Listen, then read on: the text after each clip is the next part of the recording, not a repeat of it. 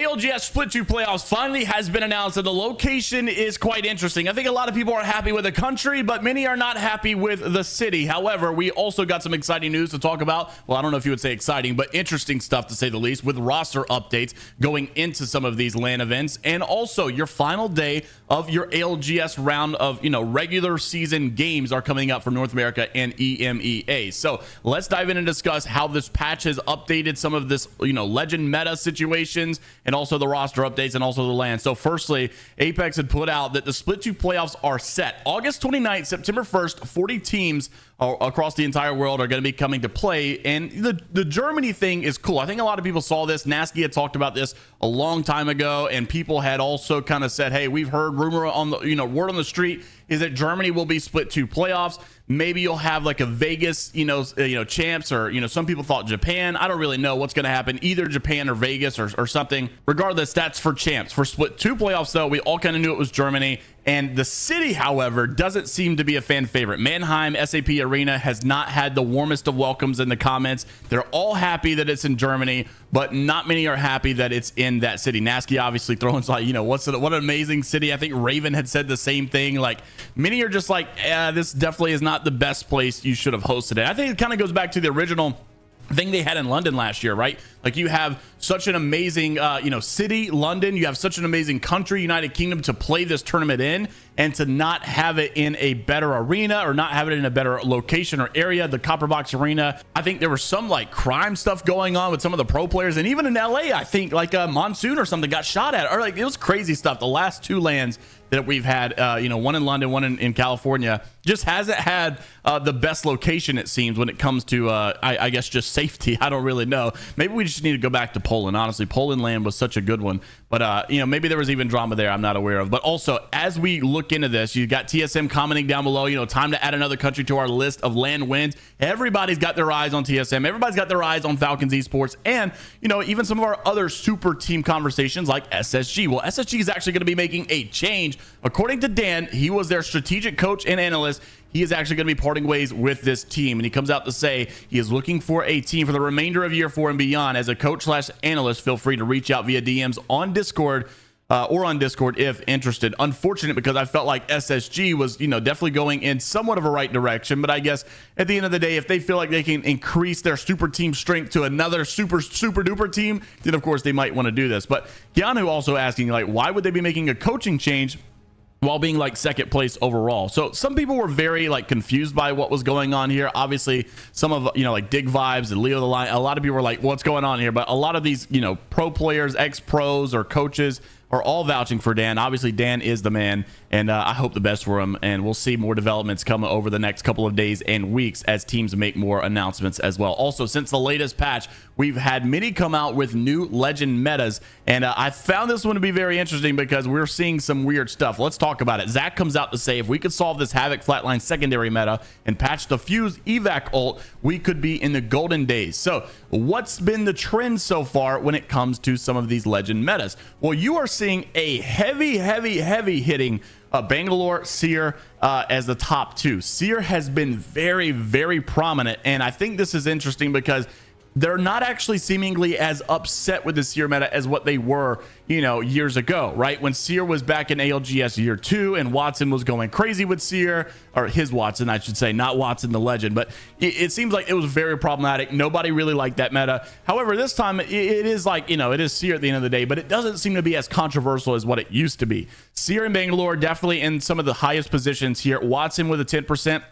Loba still up there for your niche players, Rampart as well, but Pathfinder is up at 30% right now. We're seeing a lot of Path metas. We discussed this on our last video as well. Catalyst has been a safe pick, also 31%.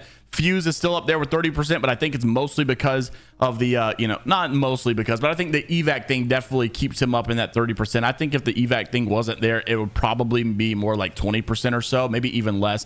But you've got a lot of people, even Keanu brings out a good talking point to say Pathfinder making a return possibly is I guess it's imminent at this point. Teams that have been trying out Pathfinder specifically have been Tripods or KCP now, Furia, DSG, Most Hated, Stallions, Liquid, NRG, and E8. So some of these teams are not just like, hey, we're trying for desperate measures to get something going, like DSG, no offense, but you've also got your top teams that are doing really good still trying this out, right? KCP is doing pretty good. Fury is doing solid. NRG is a solid team. Liquid's a solid team. A lot of these teams are actually established and not having problems already. So it's not like Pathfinder is a Hail Mary pick, right? Path is actually here to stay. Path is actually looking pretty solid. Now, as the latest of Scrims, how are these things going? Well, just yesterday, Cloud9 in first, Furia in second, Falcon Esports in third, Furia back with the second place curse, Moist in fourth, Empire in fifth, Bleed Esports in sixth, NGNL in seventh, TSM in eighth, Disguised in ninth, Liquid Alienware in 10th. Then you've got your bottom side, Tempers kind of back down here as well. Complexity, EC didn't play.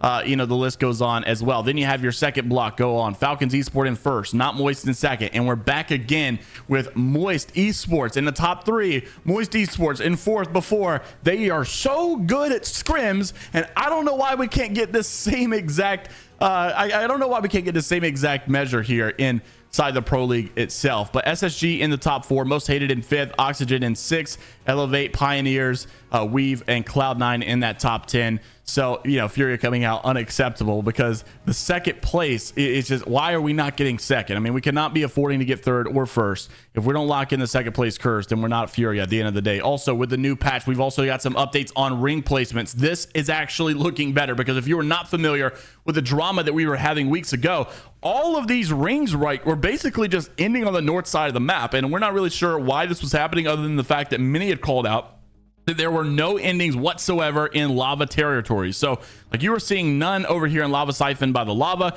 you were seeing none over here like in Dome in the lava, you were seeing none in Thermal Station, because of it was like anti-lava completely. So anywhere that there was lava, you just were not seeing it in there. Well, now they've changed it to where every quadrant of the map, right, split it into fours, has a 25% chance or so of going into that quadrant. So it's basically equal to go anywhere, and I think we're seeing that, right?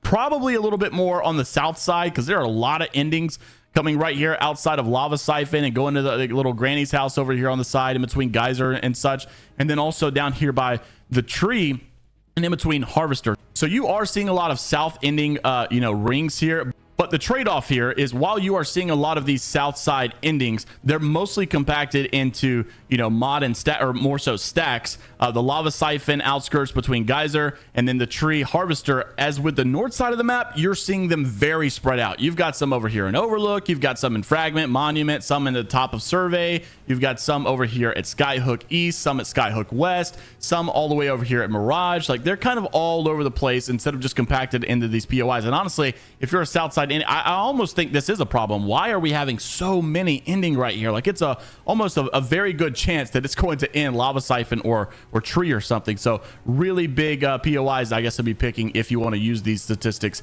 as well. Now, so if you haven't seen it already, of course, APAC North and APAC South are already set in stone. They're going to regional finals, and we're waiting for those games to take place. But now we're waiting on North America and the EMEA scene. So North America, as it stands right now, here are your top 12. Here are the people that are going into LAN. However, this is going to change. Don't worry, because you've still got 2 more Pro League days. You've still got regional finals to play. And honestly, I think there's a big chance that Elevate can make this work. And the reason is because as they're sitting right now, they are in 20th. There's only like 3 or 4 teams that can really catch up to them, considering that, there's only a couple teams that are played 4 games only. So as long as they outperform the teams that they're playing against, of course, they're not going to get passed in these points. They just need to worry about these teams that have a game behind where they might be able to catch up. So all they need to do is get top 20 so they go to regional finals. They need to have a big day in regional finals, and they might be able to make it happen. But nonetheless, I think you want to win some of your games here as well. But Not Moist is on the cusp, very likely to get in. Elevate currently looking promising, and I think if they can just at least get one solid game in, and of course that's all they have left is one good solid game, I think if they can keep themselves like in a top 15 or so, they should be fine, as long as they don't just absolutely drop the ball inside of regional finals. All right, so we're going into Group A versus C first. So this is going to be July the 6th. This is just like right after, the 4th of July. People are going to be coming back from parties and such, and it's going to be determined, who's going to be locked in and who's still going to be in party mode. So obviously, you've got CCE, Elevate, you've got Most Hated, a couple teams that really need big days here, right? Temper, obviously, just needing another miracle. They've been doing good in scrims, but they're not really translating that, kind of like you're seeing Moist do as well, into Pro League. But Falcons obviously are set. Some of these other teams are obviously set. Yup is looking for another big day. Obviously, they won one of the pro leagues last week. They need to happen. They need that to happen again. But I think the big ones to watch out for, obviously, Elevate. Disguise probably need a quadruple miracle to make this work. They need to win like all their games. They also need to like do really good in regional finals. It's going to take nothing short of a literal miracle to make that happen. Cloud9 up there as well. Furia looking good already, but of course they're going to be involved in this. And honestly, I think that this is I mean, besides the two super teams quote, I think overall though, this is not a bad group for E8 to finish it off with. I think they can compete. I know they can do this. Obviously, it's just going to have to, you know, execute well. Then also you're going to go into Group B versus C. This will be the last regular season game for North America. It'll be, you know, Disguise getting their chance once again, and things should go good for them. And Moist Esports obviously going to have their chance to finalize things out here as well. So they've all got to make it happen for themselves. Of course, at the end of the day, we can talk about how good rosters are on paper and how good they're doing in scrims, but if they don't just show up when it matters the most, then none of this stuff really matters. And at the end of the day, how can you call a team, you know, as good as they are just because like, hey, we've known some of these OGs, and yes, we know that Design is good. We know that he's proven his point many a times, but you know, when it comes to current ratings, I feel like you have to go with recency bias, because that just shows the performance you're giving right now, and right now you're not giving the performance that many would consider to make you great. So we'll see if they turn the tide. Maybe things do get better for them, and hopefully that is the case, because I still like to root for some of these guys that are, you know, more OGs. I want them to stay in the scene for a long time. I want them to be at LAN. It's weird not to see them at LAN. So hopefully things do turn out. Then as you go into the EMEA scene, obviously things are a little bit different. So firstly, let's take a look at our scorecard overall. You've got FaZe Clan still looking solid in first place right now, but they are a game ahead of most people. Gaming Gladiators in second, Passion in third. Then Alliance is technically, I would say, in first, probably because they're in fourth place with a game behind. They're the only team in the top 8 right now that are actually only on 4 games. So playing very strong here. Danish in 5th, Navi in 6th, GoNext in 7th, and Trojan in 8th. So if it were to end right now, this is where your cutoff would be in these top 8 teams. Of course, though, you've got some of these teams like NIP, right? 07. They are actually not qualified right now, but there's still 3 more games to go, and they should be fine if they don't drop the ball. Aurora in the same position as well. Since the roster update, of course, many people were a little concerned. What's going on with Hardaki? Why are we not committing to one another? You know, it's just one bad series of events, but we can bounce back. That's not the case anymore. They just decided to make the roster change. It is what it is. But NIP and Aurora on the outside right now, looking to get in. They've got a couple of days to make this happen. So you're going to start it off with Group A versus Group C. Now, this is going to be the Aurora group and the NIP group, right? They're both going to be playing against one another. So needless to say, both of these teams need to have a pretty good game. I think this is the case for some of these others as well. Like Free Agent Kids obviously had a big shocker of an event last week. They were able to make a really good run. So they're going to need some more consistency as well if they're going to keep that up. And hopefully that is the case. Obviously, Jay Savage been in the scene for a while, so good to see you know, he and his squad doing pretty solid. Alliance also in this. I would imagine that they're probably going to be top 3 in this one.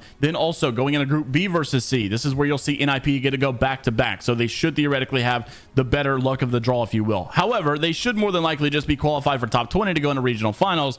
But nonetheless, you can see the teams that are competing in this one as well. After this goes down, the top 20 obviously going to go into regional finals, and more than likely you'll see teams still break into that top 8 that aren't in it right now. So don't get too sweaty about whatever team they're showing up in a top 8, top 12. As it stands, you've got a lot more games to play. Interested to see which teams you guys are rooting for down in the comment section below. Like and subscribe if you want to stay up to date with what's going on in the world of ALGS and honestly Apex Esports in general, because we're about to start hitting Esports World Cup as well. And until the next time, we'll see you all later, Gators.